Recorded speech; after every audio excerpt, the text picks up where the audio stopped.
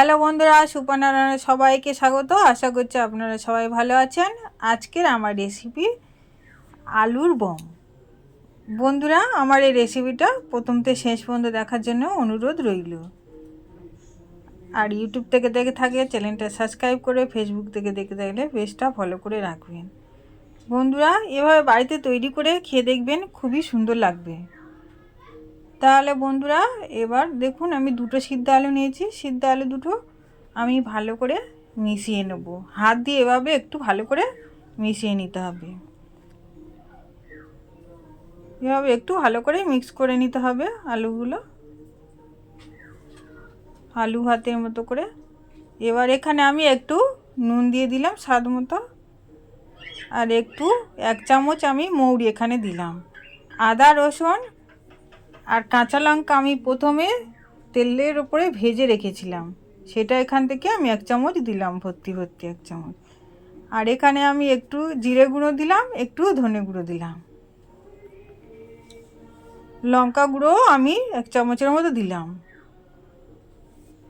আর শুকনো লঙ্কা আমি তেলের ওপরে ভেজে রেখেছিলাম সেটাও একটু দিলাম। এটা দিয়ে মেশালে খুব ভালো টেস্ট হবে।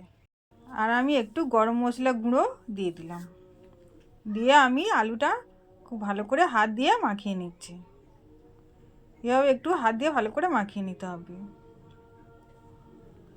এবার দেখুন বেসন নিয়েছি আমি, এখানে 200 বেসন নিয়েছি। বেসনের মধ্যে একটু নুন আর খুব সামান্য একটু খাবার সোডা দিয়ে দিলাম, দিয়ে আমি এটা ভালো করে মাখিয়ে নিচ্ছি।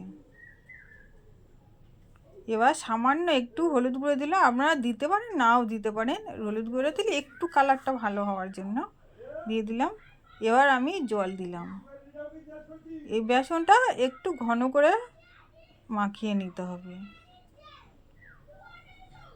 খুব বেশি পাতলা করলে হবে না। এভাবে একটু ঘন মতো করে বেসনটা আমি মাখিয়ে নিলাম। এবার আলুগুলো আমি হাত দিয়ে গোল গোল করে নেব।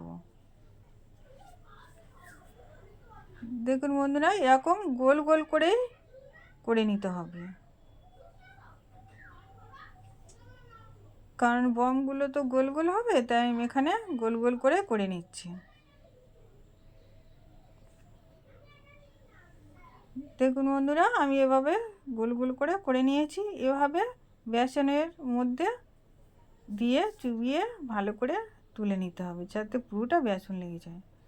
এবার আমি গ্যাস জ্বালে কড়া বসিয়ে দিয়েছিলাম, কড়া তেল দিয়ে দিলাম, কড়া গরম হয়ে গেছে। আমি সাদা তেলে তৈরি করছি।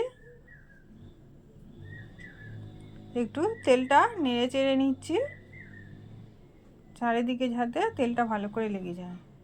এবার আমি একটা একটা করে এখানে ছেড়ে দিলাম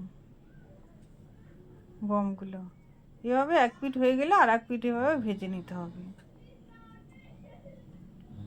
দেখুন বন্ধু, আমার হয়ে গেছে, আমি তুলে নিচ্ছি। এভাবে বাকিগুলো সব আমি ভেজে নিয়েছি, আমি প্লেটে সাজিয়ে দিয়েছি। বন্ধুরা, আমার এই রেসিপিটি যদি ভালো লেগে থাকে একটা লাইক করবেন, কমেন্ট করবেন আর শেয়ার করে দেবেন। যখনই খাবার ইচ্ছা হবে বাড়িতে আপনারা নিজেরাই তৈরি করে খেতে পারবেন। আমি জানি প্রায় সকলেই জানেন, তাও তৈরি করছি, যারা জানে না তারাও জেনে নিতে পারবে।